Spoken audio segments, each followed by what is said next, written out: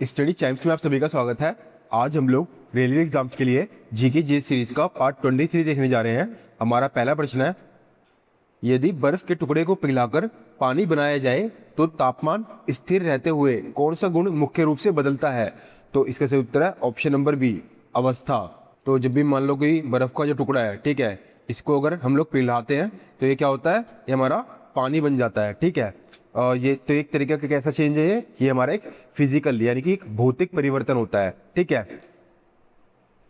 तो हमारी जो आइस है ये सॉलिड से लिक्विड में चेंज हो रही है। ठीक है, लेकिन इसकी जो केमिकल कंपोजिशन है ना, वो नहीं बदल रही हमारी, क्योंकि जो हमारा बर्फ और जो पानी है ये दोनों के दोनों जो है ये पानी ही है। अल नीनो का भारतीय मानसून पर सामान्य प्रभाव क्या पड़ता है? तो इसका सही उत्तर है ऑप्शन नंबर ए, मानसून कमजोर हो सकता है। तो अल नीनो जो है ये एक हमारा क्लाइमेटिक फिनोमिना है। इसके अंदर में क्या होता है, जो हमारा पैसिफिक ओशियन है ना, इसका जो पानी है वो सामान्य रूप से अत्यधिक मात्रा में गर्म हो जाता है। ठीक है, तो इससे क्या होता है, इससे जो भारत की तरफ आने वाली जो मानसूनी हवाएं हैं वो कमज़ोर पड़ जाती हैं। ठीक है, जिससे भारत के अंदर में कम बारिश और जो सूखा है ना, उसके जैसी जो समस्या है वो उत्पन्न होने की आशंका बढ़ जाती है, जिससे हमारी जो खेती और जो पानी के जो रिसोर्सेस हैं उन पर असर पड़ सकता है। चोल प्रशासन की जानकारी मुख्य रूप से किस अभिलेख से मिलती है? तो इसका उत्तर है हमारा ऑप्शन नंबर ए, उत्तर मेरु अभिलेख।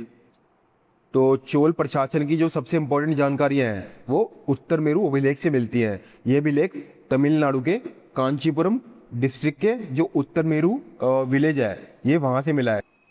इसे चोल राजा परांतक प्रथम के समय में जारी किया गया था। इसके अंदर में स्थानीय स्वशासन, सभा सिस्टम और जो ग्राम प्रशासन की जो व्यवस्था थी उसका वर्णन मिलता है।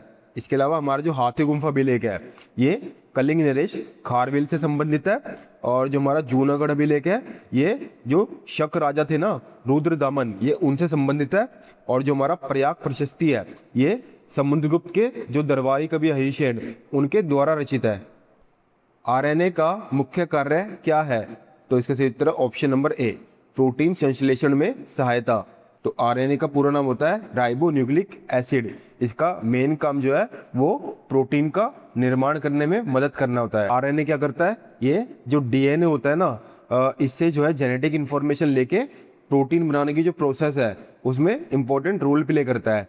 हमारा जो आरएनए होते हैं ये हमारे 3 टाइप के होते हैं। पहला हमारा होता है एम आरएनए। ठीक है, तो ये जो एम आरएनए है ये डीएनए से जो जेनेटिक इंफॉर्मेशन है उसको राइबोसोम तक पहुंचाता है। ठीक है, फिर हमारा आता है टी आरएनए। ठीक है, जो ये टी आरएनए क्या करता है, ये जो अमीनो एसिड होते हैं ना उनको राइबोसोम तक पहुंचाता है। फिर हमारा आता है आर आरएनए। ठीक है, आर आरएनए क्या करता है, ये जो राइबोसोम का इंपॉर्टेंट पार्ट होता है और प्रोटीन सिंथेसिस में हेल्प करता है। सोहराई कला किस राज्य या क्षेत्र से संबंधित है? इसका सही उत्तर है ऑप्शन नंबर ए, झारखंड से। तो सोहराई कला जो है ये भारत के झारखंड की एक प्रसिद्ध पारंपरिक और स्वदेशी आदिवासी भित्ति चित्रकला है। ठीक है, इसका जो संबंध है वो खास तौर पर झारखंड के हजीराबाग जो इलाका है ना, ये वहाँ से माना जाता है। इसे दिवाली और फसल कटाई के त्यौहार जो सोहराई पर्व है उसके दौरान महिलाओं द्वारा जो मिट्टी के घरों को सजाने के लिए बनाया जाता है। इसके अंदर में प्रकृति, जानवर, पेड़ पौधे और ज्योमेट्रिक डिजाइन का प्रयोग होता है। झारखंड की जो सोहराई खोवर कला है ना, इसको जो हमारा जीआई का टैग भी प्राप्त हो चुका है। कपड़ों को धूप में फैलाकर सुखाने से वे जल्दी क्यों सूख जाते हैं? इसका सही उत्तर है ऑप्शन नंबर बी, क्योंकि तापमान बढ़ने से वाष्पीकरण जो है वो तेज हो जाता है। तो कपड़ों को अगर धूप में फैलाकर जो है सुखाया जाए तो उसके अंदर में जो पानी है उसका जो तापमान है वो सूरज की गर्मी से बहुत ज़्यादा बढ़ जाता है। ठीक है, अब टेम्परेचर बढ़ने से क्या होगा, जो वाटर के जो मॉलिक्यूल्स हैं उनकी जो काइनेटिक ऊर्जा है वो क्या हो जाएगी, वो बहुत ज़्यादा बढ़ जाएगी। ठीक है, अब ज़्यादा एनर्जी से क्या होगा, ये जो मॉलिक्यूल्स हैं वो जल्दी वाष्पीकृत हो जाएंगे। ठीक है, भाप में बदल जाएंगे, इसलिए जो इवेपोरेशन की जो स्पीड है वो हमारी बढ़ जाएगी। ठीक है, जिससे हमारे कपड़े जल्दी सूख जाते हैं।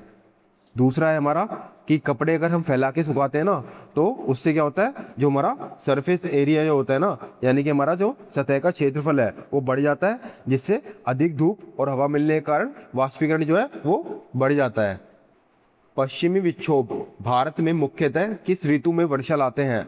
इसका सही उत्तर है ऑप्शन नंबर ए, शीत ऋतु।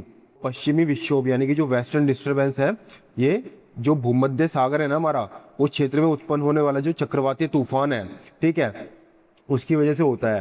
तो जो पछुआ पवनें होती है ना हमारी, यानी कि हमारी जो जेट स्ट्रीम होती है, उसके द्वारा ये भारत का जो उत्तर पश्चिमी क्षेत्र है ये वहाँ पर हमारा आ जाता है, जिसकी वजह से जो हमारा उत्तर पश्चिमी भारत है, जैसे कि हमारे जो पंजाब, हरियाणा, राजस्थान, ठीक है, और हिमाचल, ये सब जो इलाके हैं हमारे, यहाँ पर जो है काफ़ी ज़्यादा बरसात और जो बर्फबारी है वो देखी जाती है। जो सर्दियों की बारिश है ये उत्तर भारत में गेहूं और जौ जैसी जो रबी की फसलें हैं ना, उनके लिए बहुत ज़्यादा इंपॉर्टेंट होती है। ये मेनली हमारे दिसंबर से लेकर जो फरवरी का जो टाइम पीरियड है, उस टाइम पर हमारी ये बारिश होती है। ओम का नियम किन राशियों के संबंध को बताता है? तो इसका सही उत्तर हमारा ऑप्शन नंबर ए, वोल्टेज, धारा और प्रतिरोध। तो जो हमारा ओम्स लॉ होता है वो हमारा होता है V is equal to I R, ठीक है, यानी कि हमारा जो वोल्टेज है वो करंट और रेजिस्टेंस के डायरेक्टली प्रोपोर्शनल है। यानी कि अगर हमारा जो रेजिस्टेंस है अगर ये कांस्टेंट रहे तो हमारा जो वोल्टेज बढ़ेगी ना, तो हमारा जो करंट है यानी कि आई है ये भी हमारा बढ़ेगा। तो ये दोनों एक दूसरे के डायरेक्टली प्रोपोर्शनल है हमारे। डुगोंग संरक्षण कार्यक्रम भारत के किस समुद्री क्षेत्र से जुड़ा है? तो इसका सही उत्तर ऑप्शन नंबर सी, पाक जलडमरू एवं मन्नार की खाड़ी क्षेत्र से। और डुगोंग जो होता है इसे हम लोग सी काऊ या फिर समुद्री गाय भी कहते हैं, ठीक है। इसका जो हमें कंजर्वेशन का जो मेन संबंध है, ये जो पाक जलडमरू है ना, यानी कि हमारा जो पाक स्टेट और गल्फ ऑफ मन्नार यानी कि मन्नार की खाड़ी से संबंध रखते हैं, ठीक है। ये एक तरीके का हमारा जो है हर्बीवोरस मरीन मैमल है, जो मेनली समुद्र की जो घास है ना उसको खाता है। भारत में इसका जो मेजर हैबिटेट है ये तमिलनाडु के गल्फ ऑफ मन्नार और जो हमारी पाक बे है ना उसमें है। ये हमारे IUCN की वल्नरेबल कैटेगरी में आता है। NPCI द्वारा विकसित UPI प्रणाली का मुख्य उद्देश्य क्या है? इसका सही उत्तर option number B, real time digital भुगतान सक्षम करना। तो हमारे NPCI की फुल फॉर्म है national payment corporation of India, यानी कि NPCI, ठीक है। इसने जो UPI है यानी कि हमारा यूनिफाइड पेमेंट इंटरफेस, इसको डेवलप किया है। इसका जो मेन उद्देश्य है वो लोगों को जो है रियल टाइम डिजिटल पेमेंट की सुविधा देना है, ठीक है।